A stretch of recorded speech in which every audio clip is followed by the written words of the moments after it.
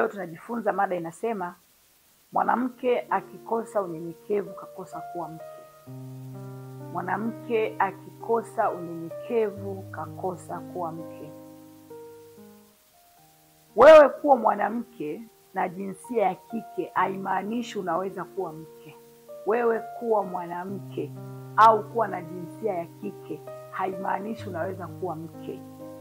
Kuna wanawake wenzako wenye jinsia ya kike hawajaolewa na wengine walikufa bila ndoa. Narudia tena, wewe kuwa mwanamke au kuwa na jinsia ya kike haimaanishi unaweza kuwa mke. Kuna wanawake wenzako wenye jinsia ya kike hawajaolewa na wengine wamekufa bila kuolewa. Asante kwa kuwa una akili nyingi sana. Asante kwa kuwa una elimu kubwa sana. Asante kwa kuwa una hela nyingi sana. Asante kwa kuwa wewe ni mrembo sana. Yani ni asante. Lakini ukiwa mke na pamoja na yote utasumbua tu. Kuzaliwa mwanamke haimaanishi unaweza kuwa mke. Mwanamke akikosa unyenyekevu kakosa kuwa mke. Mwanamke akikosa unyenyekevu kakosa kuwa mke. Yaani hapo rudia kupasikiliza tena na tena. Mwanamke kukosa unyenyekevu amekosa kuwa mke. Sasa tunaenda kujifunza kwa nini mwanamke akikosa unyenyekevu amekosa kuwa mke, na kwa nini kuna wanawake wa jinsia ya kike, wanawake wenzako hawajaolewa na wengine wamekufa bila kuolewa. Sababu sio kwamba eti hawajapata wanaume wa kuoa, hapana. Kuwa mwanamke sio sababu ya kufanya wewe kuwa mke. Kwa hiyo leo tunajifunza kinachomtofautisha mwanamke na mke. Kuna watu wawili hapo, kuna mwanamke alafu kuna mke. Kinachomtofautisha mwanamke na mke ni utayari wa kumilikiwa, kutawaliwa na kuwa dhaifu zaidi ya mwanaume. Hapo mtakataa. Narudia tena, kinachomtofautisha mwanamke na mke ni mambo yafuatayo. Cha kwanza ni yule ambaye yuko tayari kumilikiwa, kutawaliwa na kuwa dhaifu zaidi ya mumewe. Ujumbe huu ni mzito kidogo na ni wa kutafakari sana. Kama mwanamke, kama binti, tafakari kinachomtofautisha mwanamke na mke. Nimesema kuzaliwa mwanamke sio haimaanishi kwamba unaweza kuwa mke. Kwa hiyo kinachotofautisha watu wawili, yani hawa ni watu wawili tofauti, mke na mwanamke. Mwanamke hana wanawake ndani yake, ila mke ana wanamke ndani yake. Na ndio maana yake nikakwambia kinachomtofautisha mwanamke na mke ni kule kuwa tayari kumilikiwa, kutawaliwa na kuwa dhaifu zaidi kwa mumewe. Ni vyema mwanaume akakuzidi vitu fulani ili wewe uwe mnyenyekevu. Wanawake wengi tumekosa unyenyekevu kwa wanaume zetu kwa sababu hatukubali kumilikiwa, kutawaliwa na kuwa dhaifu. Tunataka kulingana. Na ndio maana yake nikakwambia ni vyema mwanaume akakuzidi kila kitu ili wewe uwe mnyenyekevu, kwa sababu mwanamke akiwa na uwezo wa kumzidi mwanaume huwa anakosa au kupungukiwa uwezo wa kumilikiwa na kutawaliwa. Kwa hiyo mwanamke akiwa na uwezo wa kumzidi mwanaume kila kitu, mwanamke huyo hawezi kupungukiwa, hawezi kukubali kuwa chini, hawezi kukubali kumilikiwa wala kutawaliwa.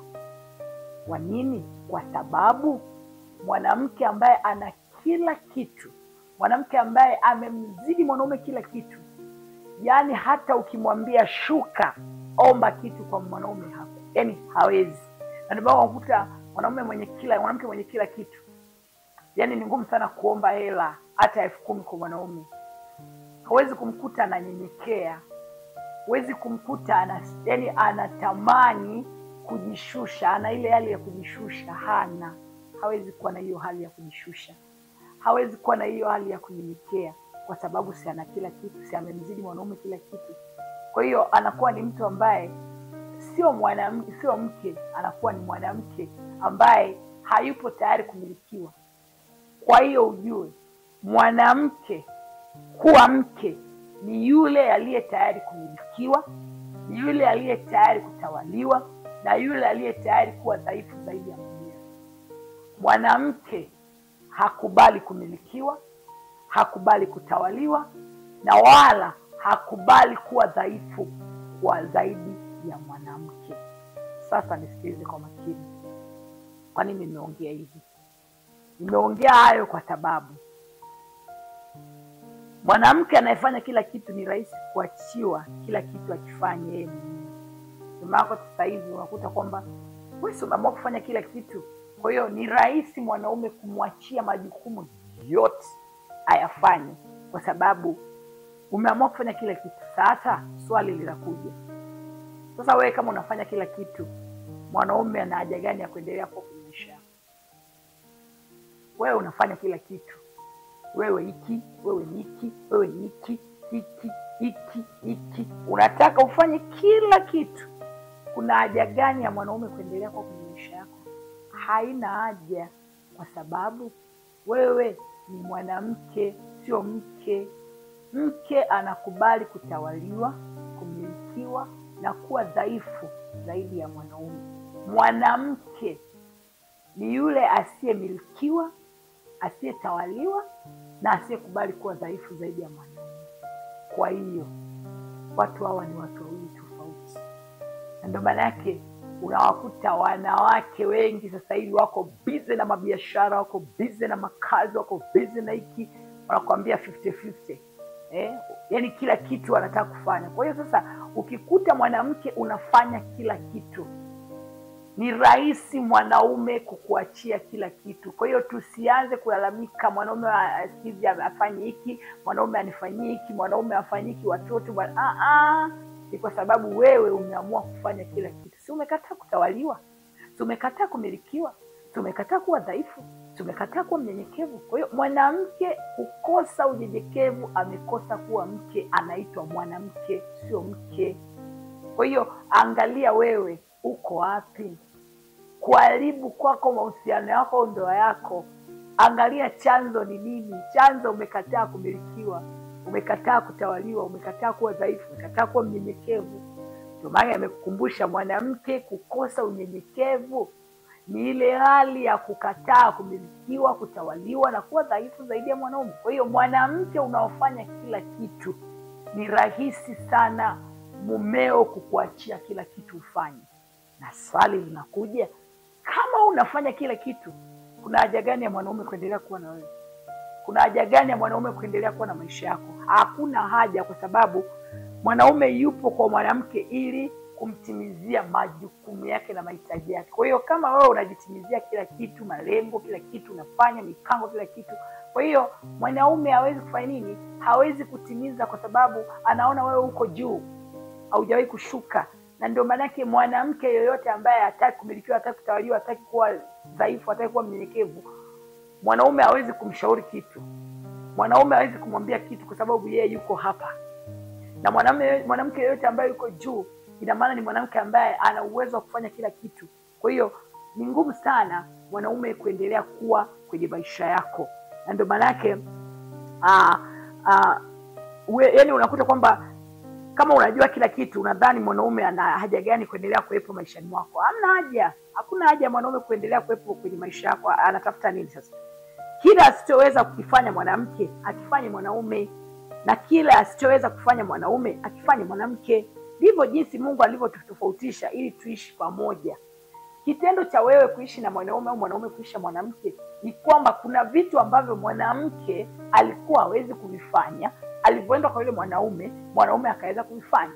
Na kuna vitu ambavyo mwanaume alikuwa hawezi kuvifanya, alivyomleta mwanamke, mwanamke alifanya. Sasa ukija ukikuta mwanamke wewe umeingia, una mwanamke ndani yako, unaanza kufanya kila kitu, maana yake hakuna haja ya wewe kuwepo kwenye yale maisha ya yule mtu, kwa sababu Mungu ametutofautisha hivi ili tuishi pamoja.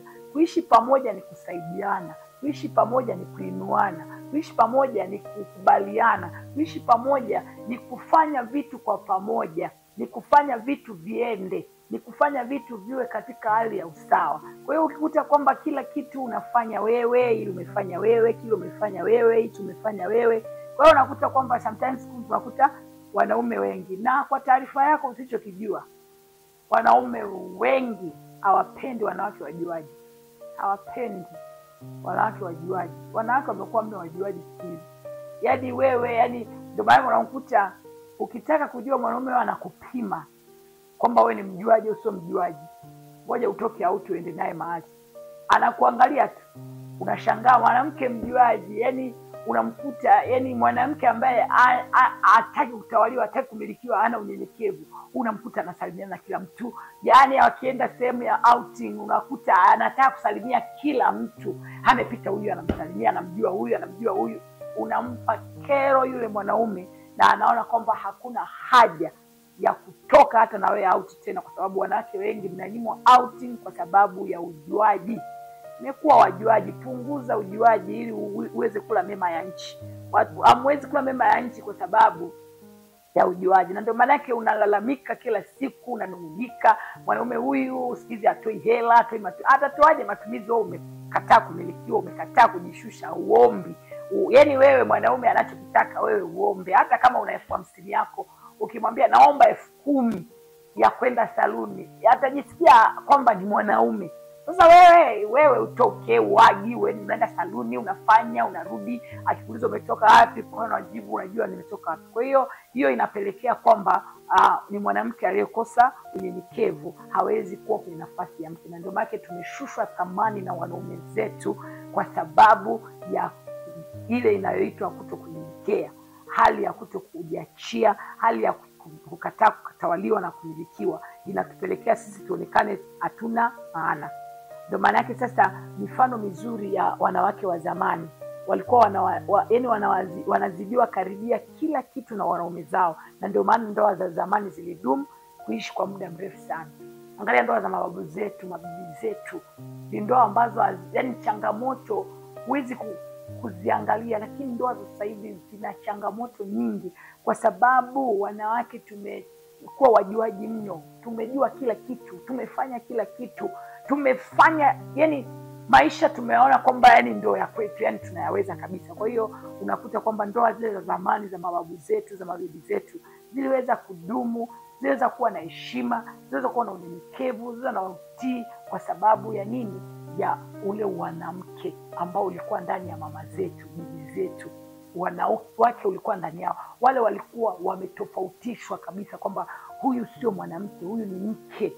Yaani mke ambaye alitawala. Yaani ndoa za zamani walitawaliwa, walimilikiwa. Yaani mfano ukienda kwa babu zetu vijijini huko, bibi anakuambia mimi sijawahi kutoka, yaani hata nikitoka nje ya nyumba nienda hata kwa jirani lazima niseme, lazima niombe ruhusa, sio kutoa taarifa. Lakini sasa hivi wanawake tunatoa tu taarifa, oya niko sehemu fulani, sijui na nini, naenda kwenye kikoba. Yaani hatuombi ruhusa. Tunafanya nini? Tunajifanyia sisi wenyewe. Kwa hiyo ndio inatufanya tuingie kwenye gharama za kutokuwa wanawake, kutokuwa mke, tumekuwa wanawake. Jambo la mwisho, sio vibaya kumzidi mwanaume kwa kila kitu. Sio vibaya, lakini jua ni sumu ya kuua ndoa au uhusiano wako kama ukijiona hivyo mpaka ndani ya ndoa na uhusiano. Watu wengi wameua mahusiano, wameua ndoa, wameua nia za wanaume, wameua nguvu za wanaume kwa sababu tu kwamba wamejikuta wao wanafanya kila kitu. Kwa hiyo ukijikuta yani umemzidi mwanaume kila kitu, nasema sio mbaya. Yani mwanamke kumzidi mwanaume kila kitu sio mbaya. Mzidi kila kitu, lakini kubali kutawaliwa, kubali kumilikiwa, kubali kuwa dhaifu, kubali kunyenyekea, uwe mke.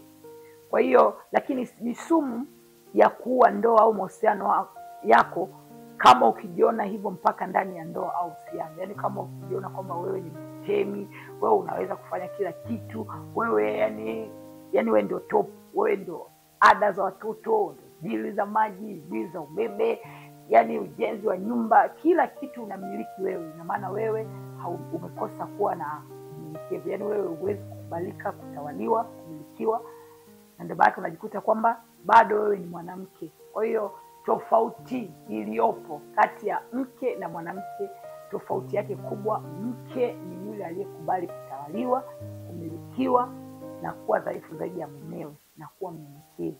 Mwanamke ni yule asiyekubali kutawaliwa, asiyekubali kumilikiwa, na yule ambaye asiyekubali kunyenyekea. Kwa hiyo lazima ujue kutofautisha kati ya mwanamke na mke. Kwa hiyo mwanamke kukosa kuwa na unyenyekevu, amekosa kuwa mke. Sio vibaya ukimzidi mwanaume kwa kila kitu, sio vibaya, sio vibaya kabisa, lakini angalia sasa, ni sumu ya kuua ndoa au mahusiano ukijiona hivyo mpaka ndani ya ndoa au mahusiano, kwamba wewe unaweza kufanya kila kitu. Sasa watu wengi wanaogopa mabadiliko, ni kwamba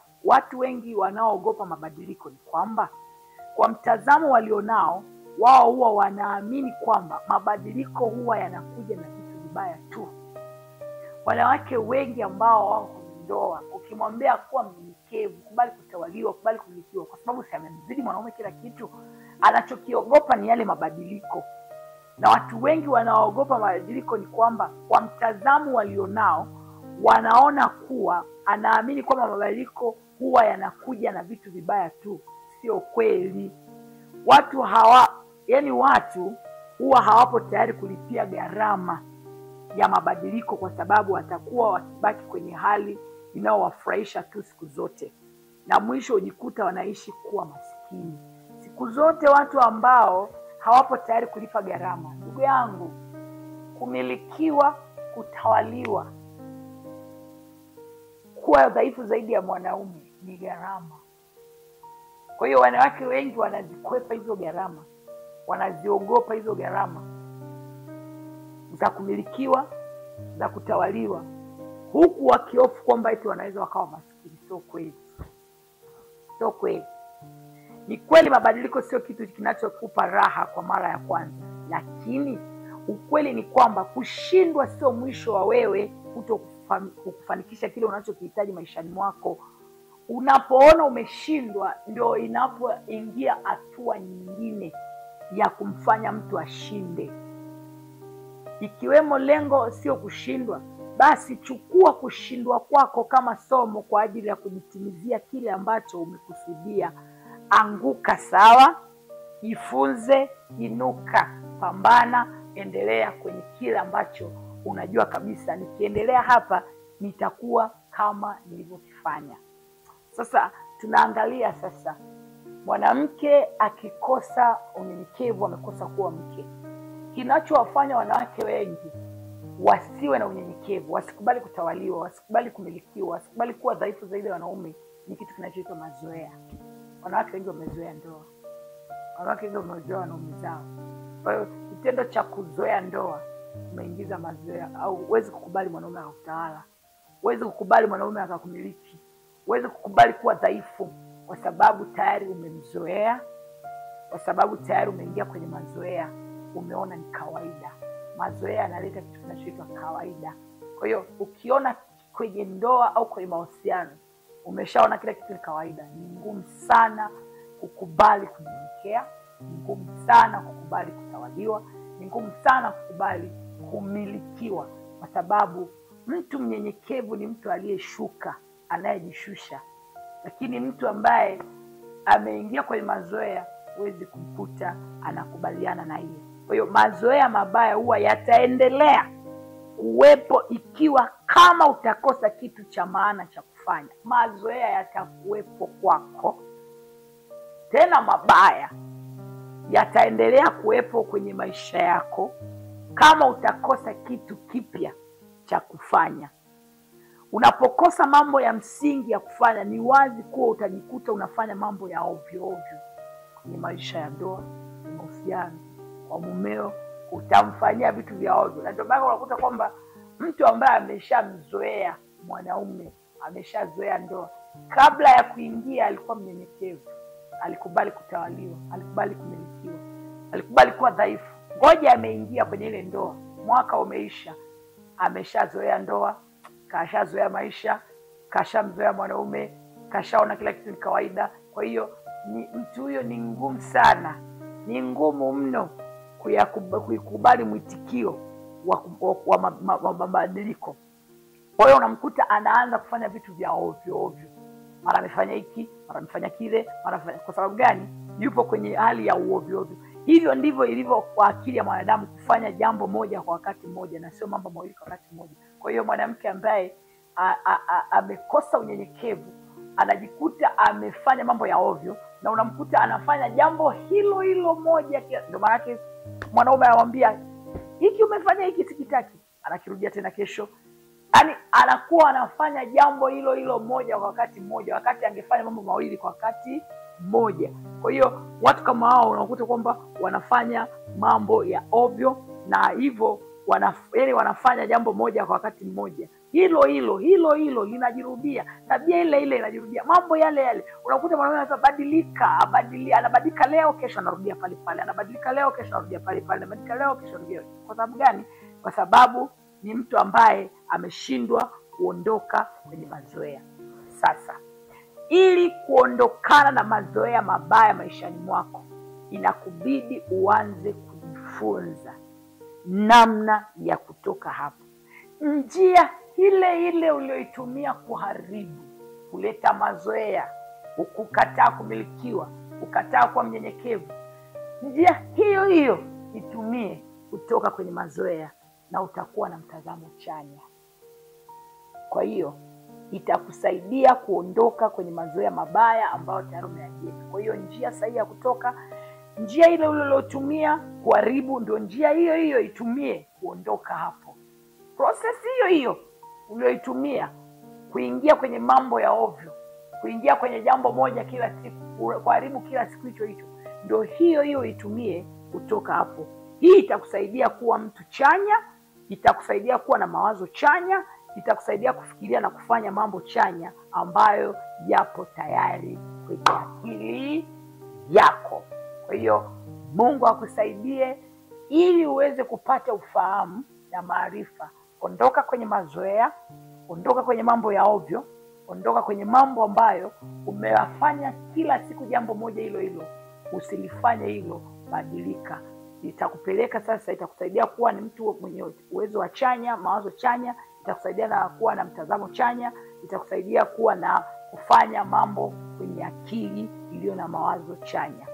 Mwanamke kukosa unyenyekevu amekosa kuwa mke. Kinachomtofautisha mwanamke na mke ni uwezo wa kumilikiwa, kutawaliwa, na kuwa dhaifu zaidi ya mwanaume, na kuwa na unyenyekevu. Mungu akubariki. Tuonana baadaye.